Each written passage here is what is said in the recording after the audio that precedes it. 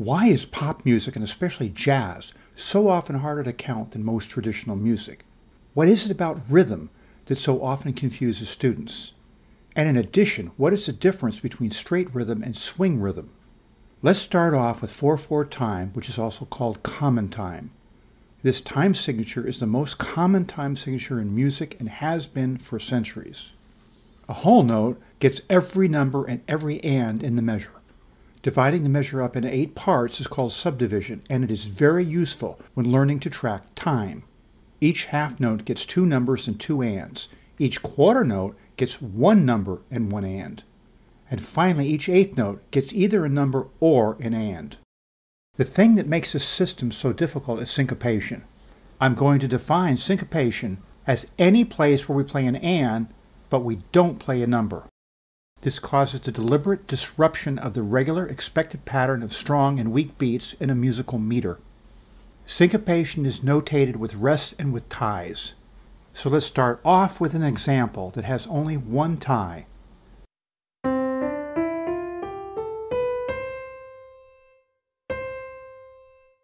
We don't have anything jazzy yet because things are still way too simple, but we are on our way. Now I'm going to play something with 2 ties.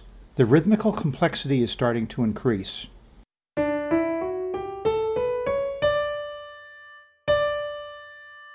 Next, listen to something with 3 ties. This should be getting more interesting.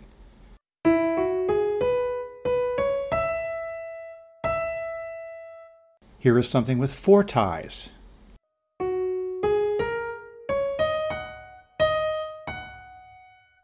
As you might expect, now I'm going to 5 ties.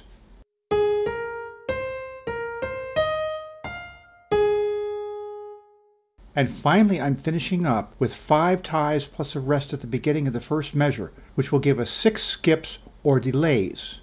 I put in a starting note in the left hand to make it clear that the right hand is starting on an and.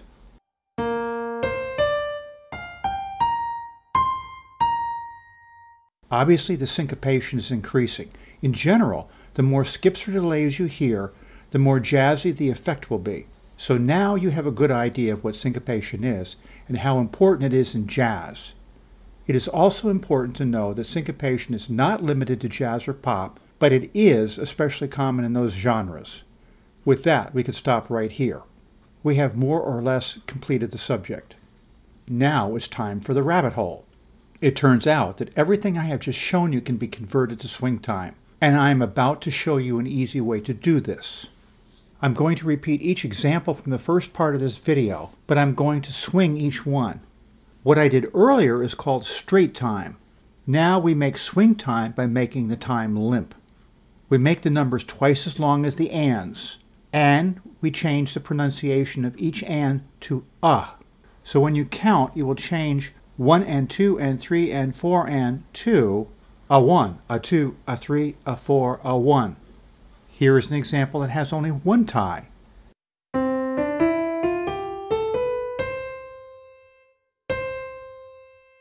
Here is an example that has 2 ties.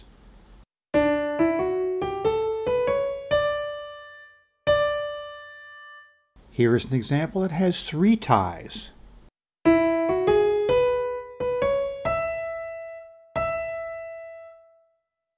Here is the example that has 4 ties.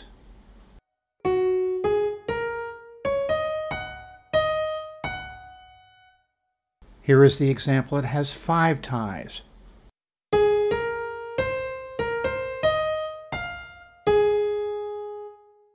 And here is the example that has a rest plus 5 ties.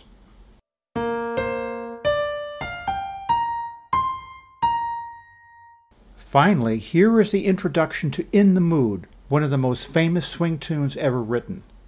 It was first recorded by Glenn Miller in 1944, right at the end of World War II. Since then, it has become such a popular standard that kids in jazz bands are playing it right now in 2023.